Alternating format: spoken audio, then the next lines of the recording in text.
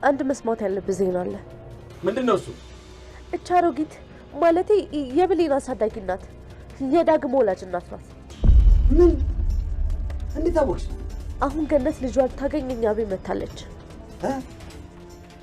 ገነት የዳግም እናት ናት? አዎ፣ አሁን አልተገናኙም። ማለቴ ዳግም እስኪመጣ እየጠበቁን ነው። ስሚኝ ቃል፣ በፍጹም መገናኘት የለባቸውም። እንደምን ብለሽ አስወጫት። እሺ በኃይሉ፣ የሆነ ነገርማ አለ። ያው ጠጤ ዝም ብሎ አልነበረም የሚከታተለን። አንድ ቀን እኮ ሊገለኝ ሞክሮ ነበር። እውነትህን ነው። አዎ፣ ለአሮጊቷ የሆነ ነገር አለታላት። እንደምንም ብለሽ ከዛ ቤት አስወጫት። እሺ። አየህ፣ እኔ ደግሞ ሁሌ ላንተ እንደተጨነኩ ነው።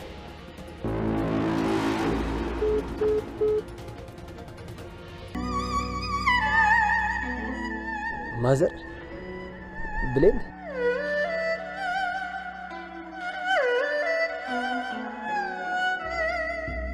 ማዘር ምን ሆነሽ ነው የምታለቅሽው? ምን ተፈጥሮ ነው? ልጄ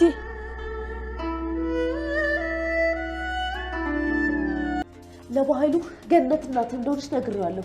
እሱ ደግሞ ሁለታችሁንም እንደማይለቃችሁ ዝቷል። እሺ፣ እስኪ ወንድነትን እሱ ጋር ታሳየው እንደሆነ እናያለን።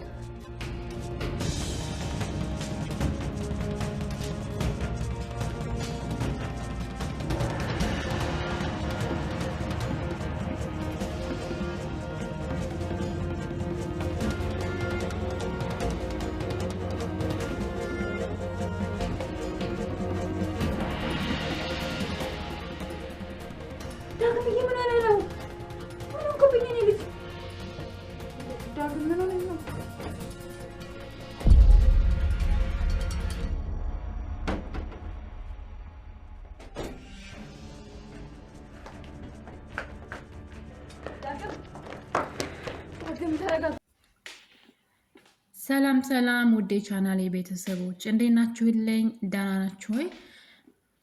እንኳን ወደ እኔ ቻናል በሰላም መጣችሁልኝ። ቤተሰቦቼ እንዴት አላችሁ? ሁሉ አማን ነው ወይ? አደራ ድራማ፣ ተወዳጁ አደራ ድራማ። አደራ እንደ ስሙ እንግዲህ ታሪኩም ልክ እንደ ስሙ የሆነ የአንዳንዶቻችሁን በተለይ ደግሞ ልጅ ለዘመድ አደራ ብላችሁ የምትሄዱ ሰዎችን ህይወት የሚቃኝ ማለት ነው። በተለይ ደግሞ ለዘመድ ብዙ ሰው ልጆቹን አደራ ብሎ የሚሄደው ለዘመድ ነው። ያው ችግር አንዳንዴ እንግዲህ ስደት እንድንሄድ ሊያደርገን ይችላል ልጆቻችን ትተንና ያኔ እንግዲህ እኛ ገንዘባችን አውጥተን በደንብ ገንዘብ እየሰጠናቸው ብቻ ልጆቻችን እንዲጠብቁልን እስክንመለስ ለቤተሰብ ሰተን ስንሄድ ምን አይነት ነገር እንደሚገጥማቸው ልጆቻችን እንግዲህ ይሄ ድራማ በደንብ አድርጎ ነው የሚያሳየው።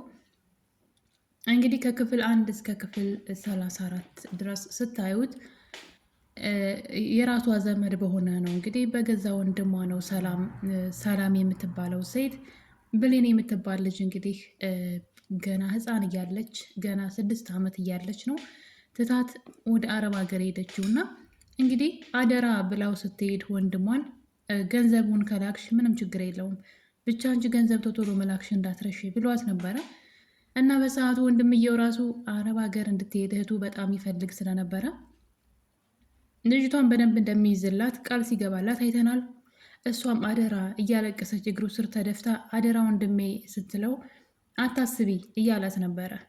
እና እንግዲህ ሄዳ 1 ዓመት ብቻ ነው ከሱ ጋር ያቆያት ልጅቷን። አይታችሁ ከሆነ ብሌን በህፃንነቷ እየተሰቃያት ነበረ።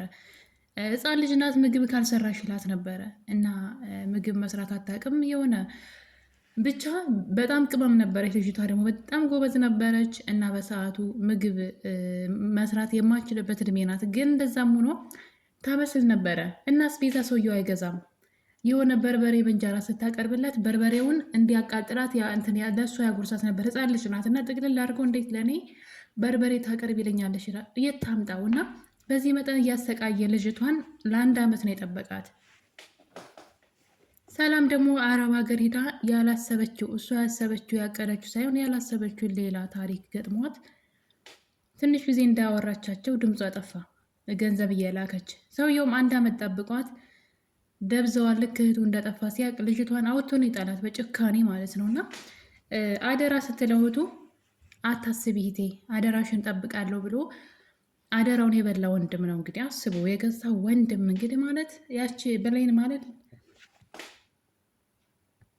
ልጁ ናትና ይሄት ልጅ ነው መቼም እና ሰውየው በጣም በሚገርም ሁኔታ ግን አንቺ ብቻ ሂጂና ገንዘቡን ላኪ እንጂ የማደርገውን ታውቂያለሽ ይል ነበረ። እንግዲህ እንዳሰበው ነው ያደረገው። እሷ ችግር ገጥሟት ስትጠፋ ልጇን አውጥቶ ነው የጣላት። ከዛ ደግሞ አስቡ አንዳንዴ ሰው ዘመድ ስለሆነ ብቻ አደራ የማይበላ የሚመስለን፣ ወይዘሮ ገነት ደግሞ በተቃራኒው ናት። ወይዘሮ ገነት ምንም የሌላት በጣም የኔ ቢጤ ደሃ ናት፣ ምንም የሌላት እና ነገር ግን ያቺ ልጅ መንገድ ላይ ወድቃ ስታገኛት ወስዳ አሳደገቻት። አሁን አደራ የተባለ ወንድምየው አደራውን ሲበላ የማታውቃት ሴት ግን መንገድ ላይ አንስታ አሳደገቻት። አስቡ እና ይሄ ድራማውን ብዙዎቻችሁ እንደምታዩት እርግጠኛ ነኝ እና የብዙዎችን ሕይወት የሚቃኝ ነው የሚያሳይ ነው እና አደራ በጣም ከባድ ነገር ነው። ነገር ግን ክፉ ሰው በጣም ከባድ ስለሆነ እንግዲህ አደራውን ከመብላቱ በላይ ልጇን አውቶ ጥሎ የትም እንድታድግ ወይዘሮ ገነትን የመሰለች እናት ቢሰጣትም ፈጣሪ ነገር ግን አውቶ በሱ ቤት ግን ልጅቷን አውቶ ነው የጣላት። በቃ ምንም ትሆን አስቡትና እንግዲህ ጊዜው ደርሶ ከአመታቶች በኋላ ማለት ነው እህቱ ከነመፈጠሯ ከረሳት በኋላ ልጅቷንም አውቶ ከጣላት ከ10 ዓመት በኋላ ድንገት እህቱ እንግዲህ ወደ ሀገሯ ትከሰታለች እና ስትመጣ ሰላም እንግዲህ ልጇ አልነበረችም። የህፃንነቷ ፎቶ ብቻ ነው ያገኘችው። ልጄን አምጣ ብላ እግሩ ስር ወድቃ ስታለቅስ ለ10 ዓመት ዘወር ብለሽ አላይሻል ልጅሽ አላውቅልሽም የት እንዳለች ብሎ በእግሩ ሲገፈትራት ምናምንና 10 ዓመት ሙሉ እንግዲህ እንደዛ ታስራ መከራ ውስጥ እንደነበረች ሲያውቅ ምንም የሌላ ድሃ እንደሆነች ሲያውቅ እንዴት ሲያንቋሻት እንደነበረ አይታቸዋል። ከዛ ግን እሷ ምንድን ያለችው አንተ ብቻ ልጅን ፈልግ እናምጣልኝ ከጣልክበት የፈለግከው ገንዘብ ሰጣለሁ አለችው። እና ሰላም እዚህ ጋር በጣም የተሳሳተችው እንግዲህ ወንድሟን ማቆም የነበረባት እዚህ ጋር ነበረ። አላውቅልሽም ልጅሽ የት እንዳለች አላውቅም ብሎ ከካዳት በኋላ የወንድሟን ጭካኔ እንግዲህ ከዚህ በላይ አሁን በጣም ወንድሜ መልካም ሰው ነው ትላለች። የዋህነቷ በጣም ሲበዛ የዋህና ሰላምና ግን እዚህ ጋር ልጅን ያክል ነገር አላውቅም አላት። መከራዋን የበላችላት ልጇን አላውቅም ነው ያላት እና አላውቅም ካላት በኋላ ግን የፈለግከውን ገንዘብ ሰጥሃለሁ አለችው መደራደሪያ። ከዛ ምንድን ነው ዛሬውኑ አመጣልሻለሁ ነው ያላት። የፈለግከውን ገንዘብ እንደውም ገንዘብ የት አምጥተሽ ነው የምትሰጭኝ አለ።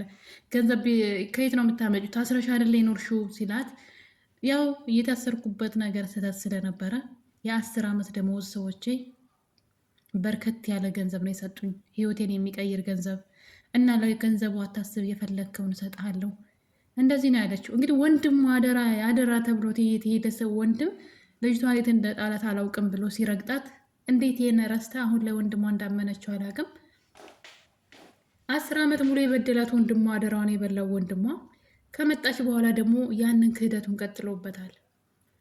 ገንዘብ አለኝ በጣም ብዙ ገንዘብ አለኝ የፈለግከውን እሰጥሃለሁ ስትለው አይ የፈለግኩትን ሳይሆን ያለሽን ሁሉ ነው የምወስድብሽ በማለት የእሷን ልጅ ሳይሆን የሌላ ሰው የማትታወቅን ሰው የእሷ ልጅ አስመስሎ በገንዘብ ገዝቶ እንግዲህ ተደራድሮ የእሷን ሙሉ ንብረት ስንወስድ 25% ላንቺ እሰጥሻለሁ ብሎ ሌላ ሰው አምጥቶ እናትና ልጅ እንዳይገናኙ በጣም ብዙ ሴራዎችን ሲያሴር ነበረ። በጣም ብዙ ሌላው ቀርቶ የሰላምን ልጅ ያሳደገችውን ሴትዮ ለመግደል በጣም ብዙ ጊዜ ሞክሯል። አሳዳጊዋን አያችሁ እንግዲህ አሁን ወንድም ነው ምኑ ነው ወንድም ማለት በጣም ከባድ እኮ ነው። የፈለገ ገንዘብ ቢወድ ለእህቱ ያለው ጥላቻ ገንዘብ ብቻ የሚወድ አይነት ሰው ነው በኃይሉና አሳዳጊዋን ሳይቀር ሲያሰቃያት ነበረ። እኔ እኮ ገንዘቡን አብሮት ሊቀበረው ነው ወይ ነው ይህ ሁሉ ገንዘብ በጣም በሚሰራበት መስሪያ ቤት የሚሰራው ወንጀልና ማጭበርበር በጣም ብዙ ነው። አቶ በኃይሉ የእህቱን ንብረት ብቻ አይደለም በጣም ብዙ የድሃዎችን ባያለበት በጣም ጨካኝ ወንጀለኛ ሰው ነውና ነገር ግን የራሱ ህይወት የለውም። የሚያገባ የወለድ አይደለም። አሁንም ከእህቱ ቤት ውስጥ ነው የሚኖረውና የእህቱን የሆነ ነገር ሁሉ ወስዶ እህቱን አሳብዶ ገሎ እሱ ብቻ ገንዘቡን ይዞት መቀበር ነው የሚፈልገው መሰለኝና በጣም ነው የሚያሳዝነው። ገንዘቡን ለምን እንደሚፈልገው ራሱ አያውቅም። ነገር ግን ሲበዛ ለገዛ እህቱ ያለው ጥላቻ በጣም ከባድ ነው እና እንግዲህ እናትና ልጅ እንዳይገናኙ በጣም ብዙ ሴራዎችን እያሴረ እስካሁን ድረስ አለ ማለት ነው። እስካሁን ድረስ ግን እውነቱ ያልተገለጠበት ደግሞ ነገር ምንድን ነው? ሰላም እህት ተብዬዋ ወንድሟን በጣም ነው የምታምነው። ልጇን ባደራ እንኳ ጠብቆ ያልጠበቃት ሰውዬ ይዞ ያልጠበቃትን ሰውዬ አሁን ድረስ ታምነዋለች። እንደ ንጹህ ሰው ነው የምታየው። ማለት ይሄ በጣም ከባድ ነገር እኮ ነው። ልጅ የት ናት ስትል አላውቅልሽም፣ ለ10 ዓመት የት እንደጣልሻት የት ናት ብለሽ ያልጠየቅሻት ልጅ አሁን መተሽ ልጄ ለምን ትይኛለሽ አላውቅልሽም ነው ያላት። እግሩ ስር ተደፍታ እግሩን ይዛ እንዴት እንደገፈተራት እንዴት ያንን ትረሳለች? ከዛ ድንገት ግን ገንዘብ ሰጣለሁ ስትለው ደግሞ ከየት አመጣት ሳይባል እነሆ ልጅሽ ብሎ አመጣላትና አሁን ላይ ግን እያስጠቃት ያለው የሰላም የራሷ እንዝላልነት ነው ማለት ነው። መጀመሪያ ላይ መጠርጠር ነበረባት። ልጅቷ ከየት መጣች፣ እንዴት ማን አሳደጋት፣ የት አደገች ማለት ብዙ ነገር መጠየቅ ሲገባት ለ10 ዓመት የነበራትን ናፍቆት ለመወጣት ብቻ ዝም ብላ በደመ ነፍስ ቃልን ተቀብላት ነበረ። ቃል ቤቷ ከመጣች በኋላ ደግሞ እግር በእግር የገዛ ልጇ ሰራተኛ ለመሆን ቤቷ ተቀጥራ ነው የመጣችው። እና እንግዲህ እስካሁን ድረስ ከክፍል 1 እስከ ክፍል 34 ድረስ ሰላም ለሰከንድ እንኳን ቃል ልጅ አይደለችም ብላ ለመጠራጠር አልሞከረችም። ቃል በጣም ብዙ ስህተቶችን ስትሰራ እያየች ሰላም ግን እስካሁን ድረስ አንድም ነገር እንኳን አልነቃችም። ከሷ በተሻለ እንደውም ከሷ ውጭ ከዛ ቤት ውስጥ የማይኖሩ ሰዎች ስለ ቃል ብዙ ነገር እያወቁ እሷ ግን አውቀው የተኛን ቢቀሰቀሱት አይሰማም እንደሚባለው ሰላም አውቃ የተኛች ትመስላለች። ነገሮችን ማመዛዘን እየቻለች አይደለም። ቃል ልጇ እንዳልሆነች የሚያሳዩ በጣም ብዙ መረጃዎች አሉ። ከምታደርጋቸው ድርጊቶች፣ ከምትሰራቸው ስራዎች፣ ብቻ በጣም ብዙ ነገሮች እሷ ስህተት እንደሆነች እሷ ቤት ልጁና ሳይሆን በስህተት የመጣች ሰው እንደሆነች ማጣራት ትችል ነበረ። በዙሪያ ያሉ ሰዎች ማን እንዳሳደጋት የት እንዳደገች ብቻ ምንም በቃ አትጠይቅም። ዝም ብላ በደመ ነፍስ ነው እያኖረቻት ያለችው። ስለዚህ ያ ማለት ሴትዋ ምንም አይነት የምታየውን ነገር እንዳላየች የምትሰማውን ነገር እንዳልሰማች እየሆነች ጆሮ ዳባ ብላ ሰላም ኑሯን ቀጥላለች። ነገር ግን እንግዲህ ቃል ደግሞ በጣም ወሬ ስለምታወራ ነው ወሬኛ ስለሆነች ደጋግማ እዛ ቤት ለምን እንደገባች ስታወራ እንግዲህ እጅ ከፍንጅ ተይዛለች። ያም እንግዲህ ብሌን ሳትቀር ሚስጥሯን አውቃለች።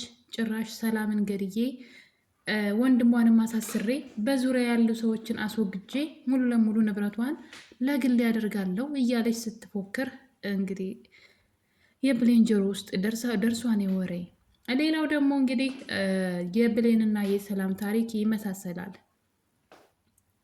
እዚህ ቀደም ወይዘሮ ገነት እናቴን ፈልጊልኝ፣ እናቴን አፍቃኛለች፣ እናቴ ለምን እንደተወች መጠየቅ እፈልጋለሁ፣ ስለዚህ እናቴን ፈልጊልኝ ብላት ነበረ ብሌን ወይዘሮ ገነትን።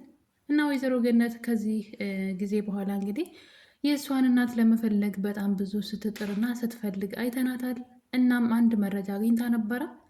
እሱም እንግዲህ እናቷ ሰላም እንደምትባል ለዛም ደግሞ 22 አካባቢ ያ ማለት ብሌን የምትሰራበት ቤት አካባቢ ማለት ነው።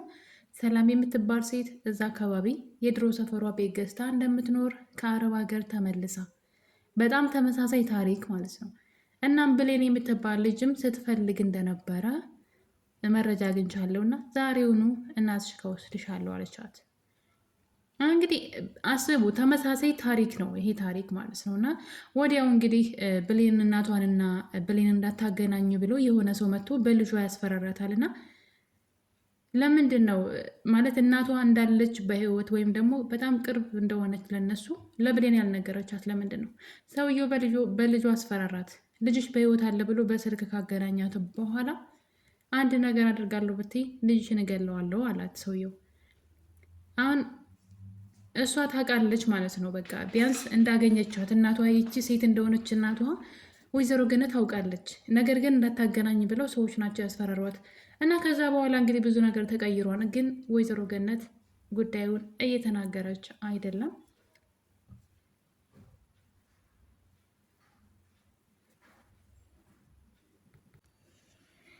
ሰላም በተደጋጋሚ ደግሞ እንግዲህ ብሌንን ልጅን ብሌን በልጅነቷ ትቻ ሲሄድ ልክ ከእሷ ጋር የነበረ ጊዜን አንቺ ጋር ሲሆን አስታውሰዋለሁኝ እና ከቃል ጋር ይልቅ ከአንቺ ጋር ሲሆን ልጅ ትመስኛለች እያለች በተደጋጋሚ ለብሌን ስትነግራት እያየን ነው። ይህን ስሜቷን ጠለቅ ብላ ብታዳምጠው እውነቱ ይገለጥላት ነበረ። ነገር ግን ወይዘሮ ሰላም ነገሮችን ጆሮ ዳባ ብላ እያለፈች ትገኛለች። ቃል በጣም ብዙ ስህተቶችን የማይሆኑ ስህተቶችን ስትሰራ ለምን እንደሰራች ስህተቱን ስታፋጥጣትም ስጠይቃትም አናውቅም። አሁን ላይ ግን ጭራሽ ልጅቷ እንግዲህ እውነቱ እንዳይወጣ ብሌንን ማሰቃየት ጀምራለች። በመጀመሪያ ወንድሟን አሳስረው ነበረ። ያው ከበኃይሉ ጋር በገንዘብ አልተስማሙም። በኃይሉ ቃል ሳታስፈልገው የሰላምን ንብረት በጎን ለመውሰድ ፈለገ። ይህን ነገር ቃል ስታውቅ ደግሞ እሷ ለእሱ ጥላት ሆነች እና እንግዲህ ሌባ ለሌባ ምንድን ነው የሚባል ተረት አለና ሌባ ሲሰርቅ ይስማማል የሚባለው ነገር ማለት ነው። ተባብረው እንግዲህ ብዙ ከተራመዱ በኋላ የሰላም ንብረት እጃቸው ሊገባ ትንሽ ሲቀራቸው እርስ በርስ መከዳዳት፣ አለመተማመን ተፈጠረ። ቃልም በአቅሟ በኃይሉንና ሳሚን ማስወገድ ፈለገች። በኃይሉም ደግሞ እነሷ 25%ን ላለመስጠት ነው እንግዲህ 75%ን እሱ ሊወስድ ነው። እሱም ደግሞ እንዳይደርሳት እሷን ከዛ ዘወር ለማድረግ መስራት ጀመረ። ብቻ እርስ በርሳቸው ምቀኝነት ሆኑ። እንግዲህ ንብረቱን ወስደው ከመካፈል ይልቅ እርስ በርስ ምቀኝነት ጀመሩ።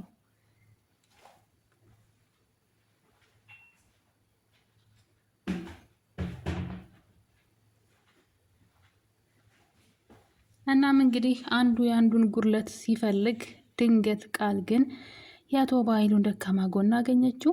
እናም በሱ እየተጠቀመች ነበረ። እሱንም እስር ቤት እስከማስገባት ድረስ ደርሳለች። ያው ተሳክቶላት እንግዲህ ለተወሰነ ጊዜ ያሳስረው ነበረ። ነገር ግን ሰውየው ባለስልጣን ስለሆነና የሚያውቃቸው ሰዎች እንግዲህ ከስር አስፈትተውታል። ወንጀሉ ግን እንዲፈታ የሚያደርገው ወንጀል አልነበረም የሰራው። ነገር ግን ወጥቷል።